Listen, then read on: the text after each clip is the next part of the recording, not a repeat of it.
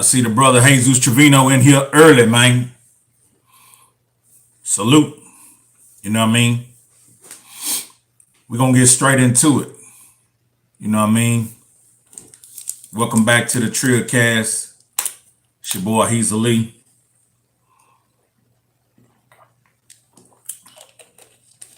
And it seemed day in and day out is always bad news. You know what I mean? Bad news traveling fast. But I want to start this video by saying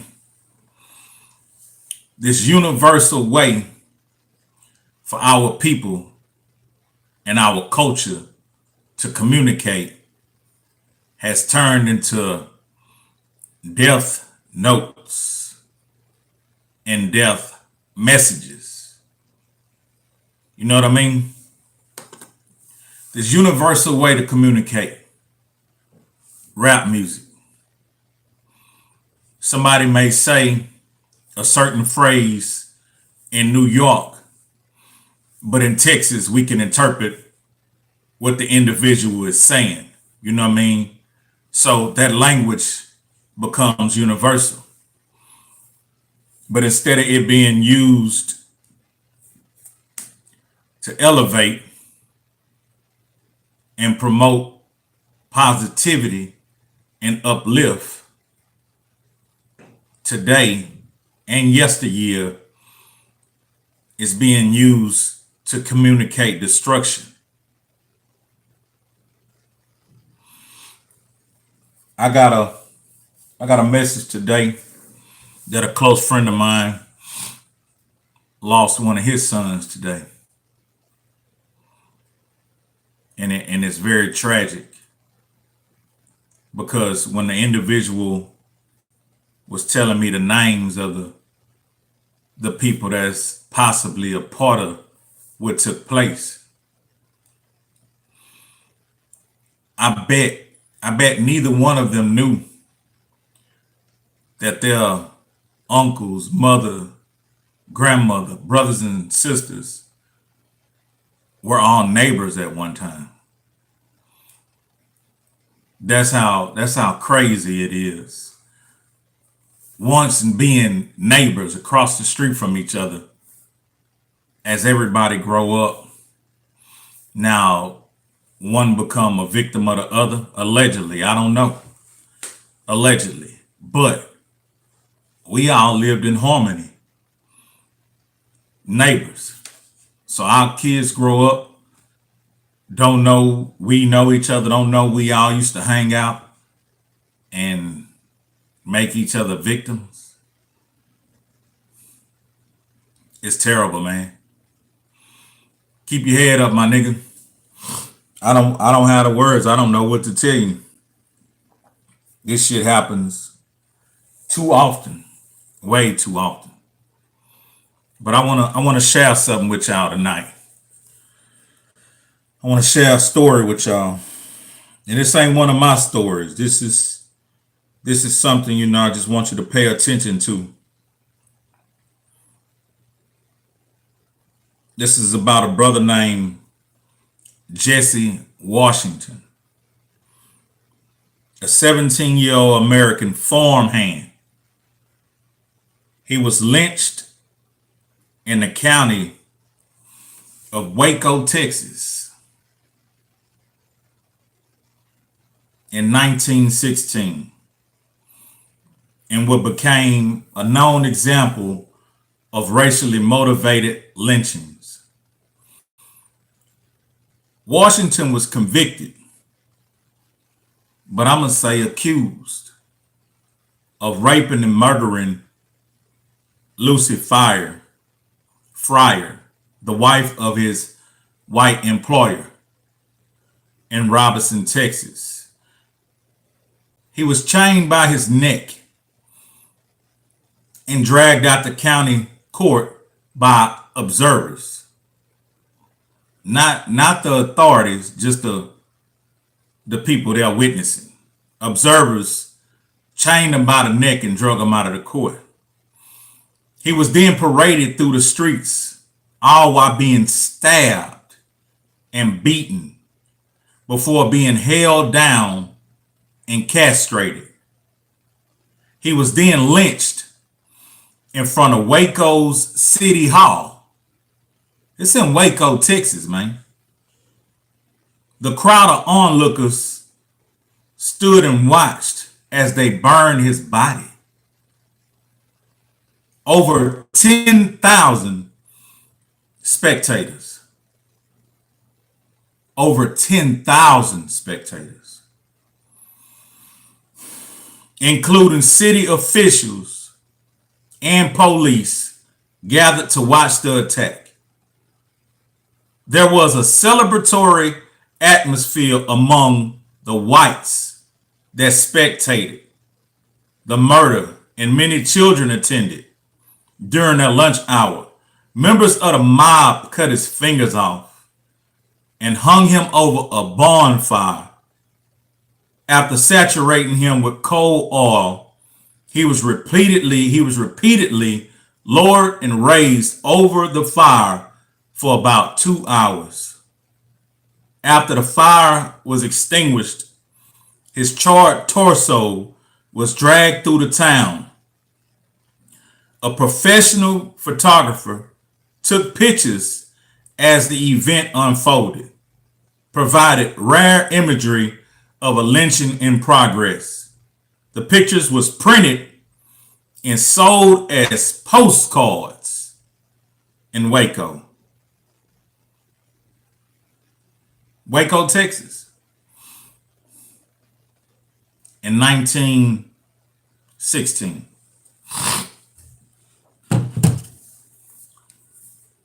This story is comparable to many stories of black people being tortured, maimed, murdered, lynched by racist white people.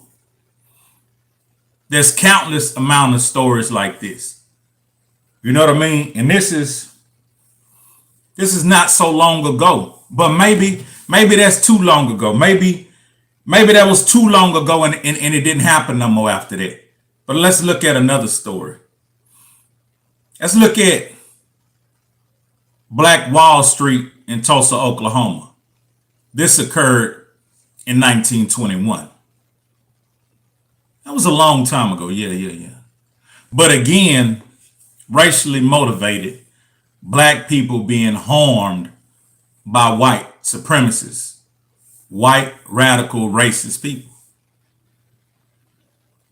Let's go a little further down the line. 1955. 1955. Now, in between that time, 1915, 1921, I'm pretty sure it was a lot more lynchings and massacres that just wasn't noted or that I haven't looked up. But it was a racially motivated situation. Whites hating blacks, discriminating against blacks. And so in 1955, a 14-year-old child,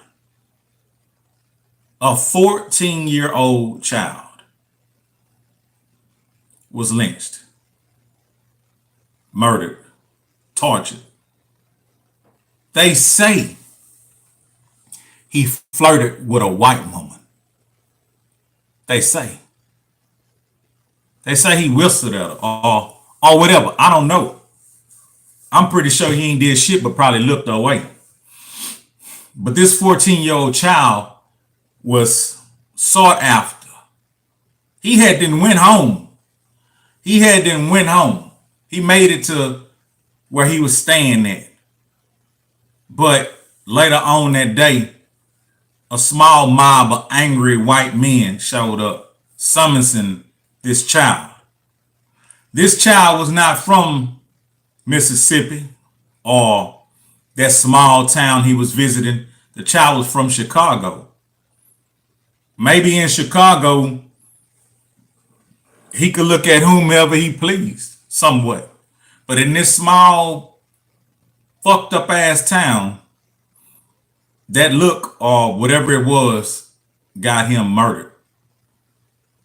A 14-year-old child abducted, kidnapped, premeditated murder, thought out, planned, plotted, and carried out by grown men. There's a time for everything. And honestly, his uncles or his guardians, it was time to die. It truly was time to die. Because you know damn well these grown men coming to take your 14-year-old nephew away. What you think they was taking him away to do? Take him to get ice cream or something? That was a lynch mob. That was demons. And even though uncle or whomever, whatever male that was there that night would have died too. But I think that's a worthy way. I think that's a reason to die. As a reason to fight and kill until death. You just come and take my 14-year-old nephew accused of some bullshit, man. Fuck all y'all. We all dying tonight. Straight business. But this is the world we live in. And like I said, this took place in 1955. Emmett Till. There's more though. There's more.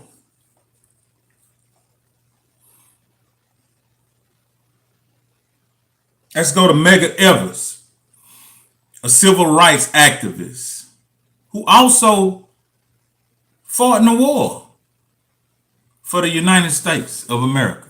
He fought in the war. And he helped turn over segregation. He helped, I guess he was down with MLK, who perpetuated, we don't need to be segregated.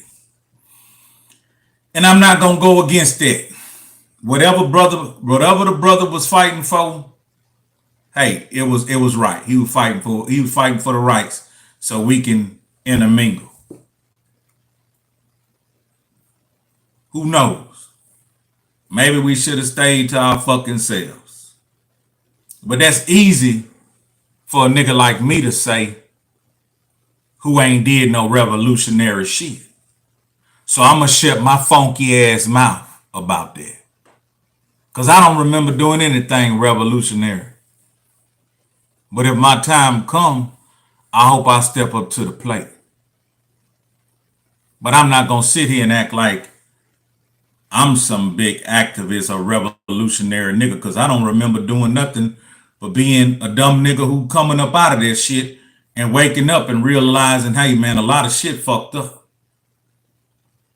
But this man was killed in 1963 by a white man who, in a jury of his peers, they couldn't find no evidence that he killed the black man. They couldn't find no evidence. But damn near 30 years later in 1994, he finally got convicted. Come on, man. I'm pretty sure that old son of a bitch was either dead than a hoe or so goddamn senile and fucked up in the head he didn't know if he was in court or at the old folks' home.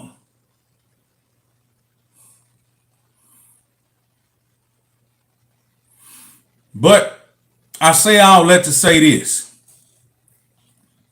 Back in the day, it seemed like it was full-blown, outright legal to be a racist and harm black people. Because everybody was on your side. If that's the move you wanted to make, hey, shit, everybody was on your side. The onlookers, the police, the government, everybody. You know what I mean? See, they wonder why niggas be kind of timid and, you know what I mean? Cause niggas know. Soon as that motherfucking tranquilizer wear off, shit, it's aeroplanes and machines. Hey, it's war on a nigga. It's war launched on a nigga. You know what I mean? One nigga, they'll call a whole motherfucking, you know what I mean, armed services. One nigga. But that's either here nor there. Today, somehow, maybe magically, the racist radical white man transferred his hate and his anger and his rage into some black males. You think that's possible?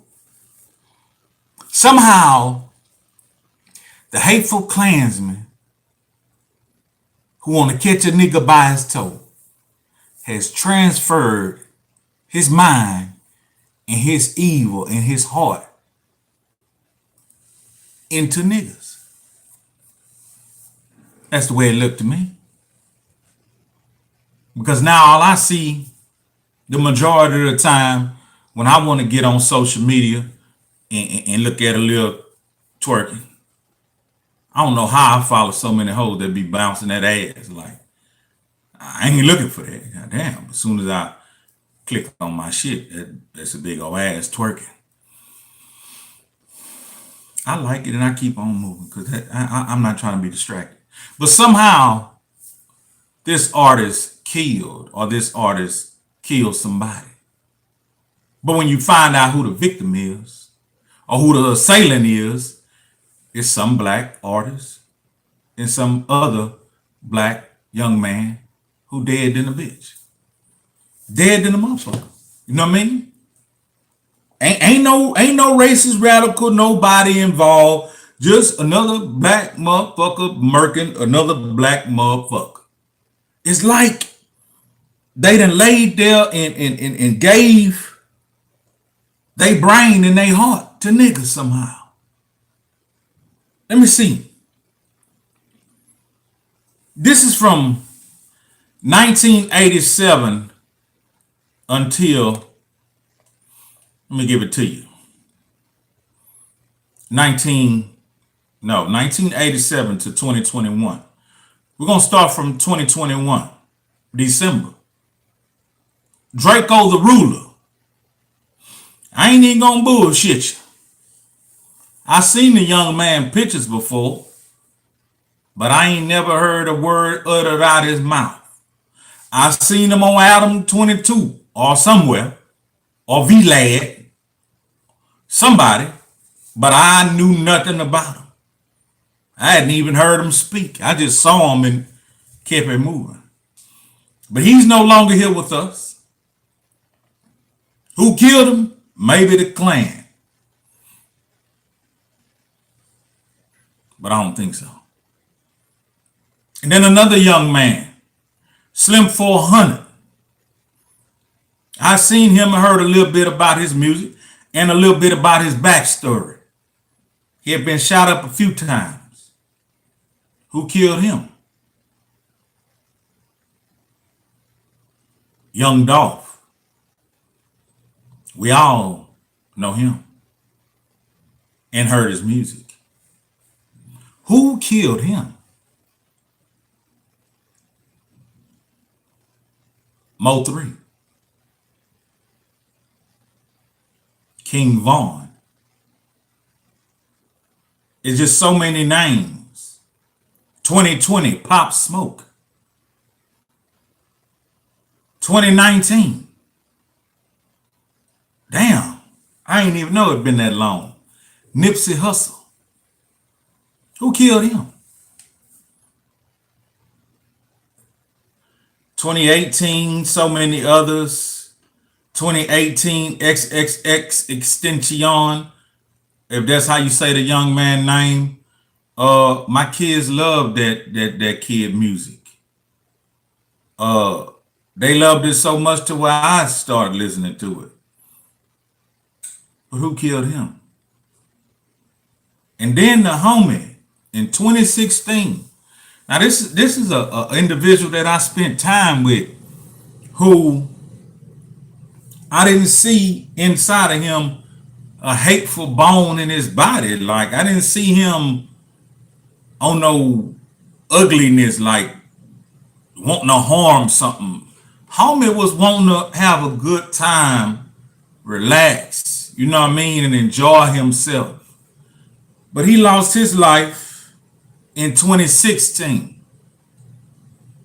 The governor, Mr. 3-2, R.I.P., brother. Who killed him? And we got another notable young man in 2016, Bankroll Fresh. I just started catching on to his music. He was talking that shit. You know what I mean? But he lost his life. Who killed him? Maybe the white supremacists. And so many others. Doe-B in 2013. It's been such a long time. You know what I mean? Young homie from Trill Entertainment, Lil Fat. That was 2012. And so many others. 2008, VL Mike.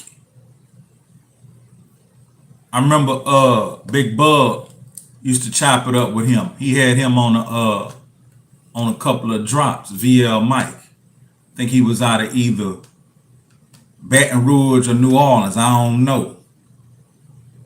You know what I mean? But he was out there boot. Big Hawk, a player. Every time I met that player, man, he was cool. He remind me of a H-Time E40. He had his own lingo, but it was straight up H-Time. It was straight up Houston, my nigga. And the nigga always had something good to tell me. And he wasn't apprehensive or amphibious. He was very approachable. You know what I mean? Big old nigga. If you ain't never met Hawk, you know what I mean? And you seen Hawk on video, don't think he was just a little bitty nigga. Now Hawk was bigger than me. Hawk was a big motherfucker, man. But it was a big cool motherfucker. Every time I see him, man, he was eating on some candy or some shit, just chilling. Very approachable. But he lost his life way back in the day. Ain't no need to ask who killed him. You know what I mean? We all know. Soldier Slim, Camouflage. And the list just goes on, man. Fat Pat, Biggie, you know what I mean? Tupac, Stretch. The list goes all the way on, man. We started at the bottom in 2021. It goes all the way, you know what I mean, to the 80s. But now, today, in 2021, going into 2022, a huge majority of the songs that we listen to are harmonies of death and destruction. The harmonies are of death and destruction. The harmonies are beautiful. Young men, I'll say the majority, are using their talents to threaten each other.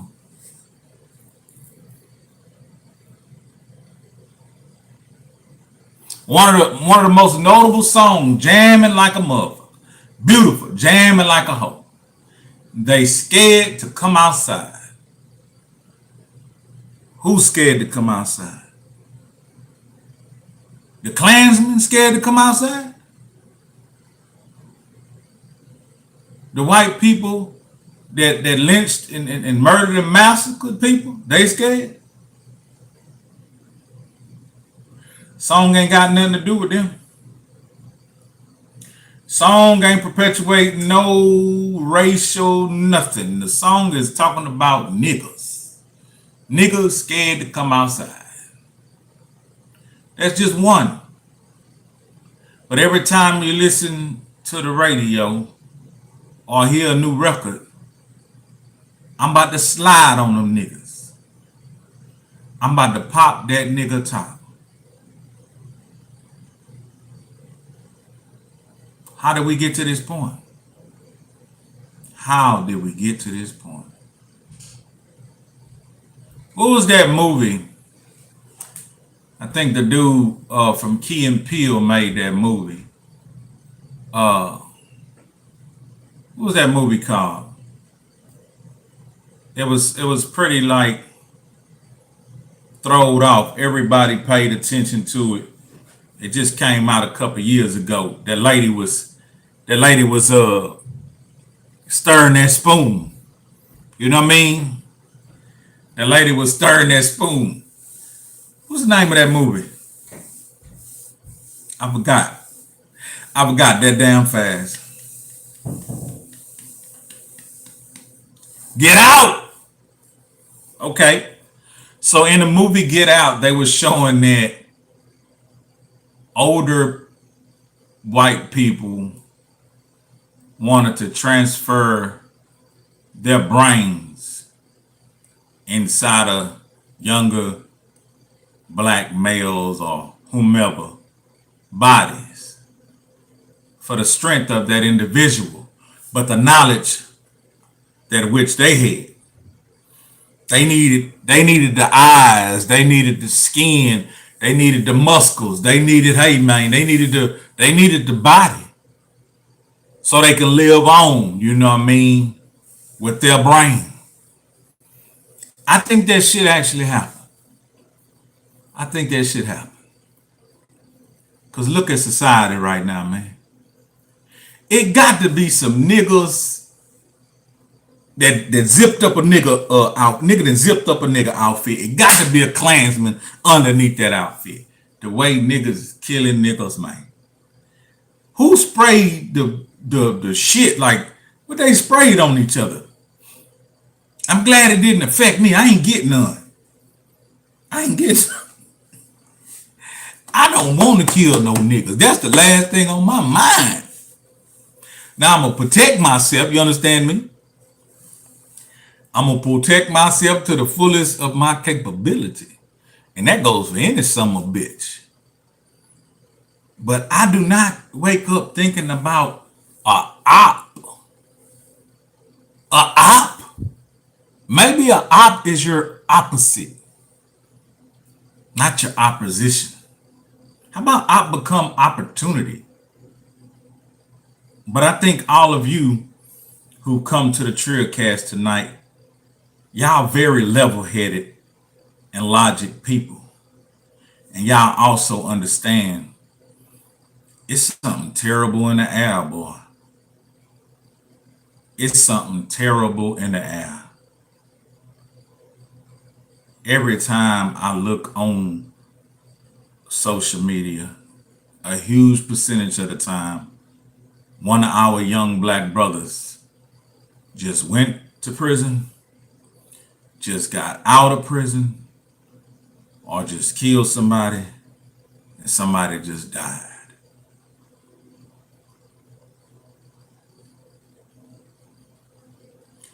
God bless us all, man. But this music is like the Pied Piper, man. And the boy just playing a motherfucking harmony of death and destruction. I don't know if my voice will affect any young man. I don't know. But I'm going to put it out there. That ain't right, brother. That ain't right. You doing the work of the Klansmen's ancestors. You are continuing the work of racist, radical white men who took niggas' lives back in the day in today. in new days and new age. You are continuing that work. How can all of these people be a sacrifice for us to get to this point? Look back at your motherfucking history. Think. Why would a nigga want to choose to go to jail for the rest of his life because he couldn't control his temper? 90% of the time, that other nigga ain't killed nobody in your family. Nigga maybe said something in the record. Or the nigga maybe said something on YouTube. Or fuck you, bitch. Some old repairable ass shit. Some old shit that, whatever. You know what I mean? But I understand the levels of maturity vary with each individual. You can't speak ego talk to chickens. It ain't gonna register. Now it's on you if you want to try. But you might do better just keeping your motherfucking beak closed, because them goddamn chickens ain't gonna understand that ego talk. Now, I catch myself a lot of time when I'm around the young niggas, man, I'm trying to tell them something good. But when I see them looking at me too many times, snarling and smirking, I shut the fuck up. Because that ego talk ain't registered. They want to hear Big Homie on some fuck shit. Big Homie ain't got that for you. Unfortunately, Big Homie ain't got that for you. But brothers, pray for each other. Protect yourself and your families, man. And RIP to the young homie that lost his life. And I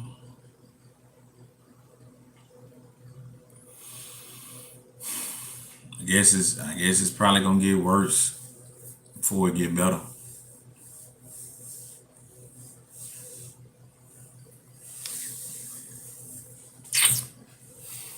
Y'all boys stay up, man. Take care of yourself.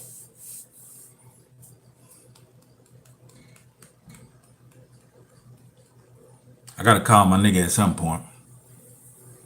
Hey Brandon, man, I appreciate that, man. I appreciate that.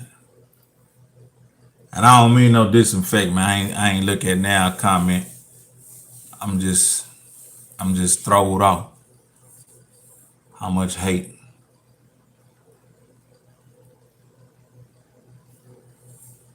I gotta be careful with my penmanship, you know.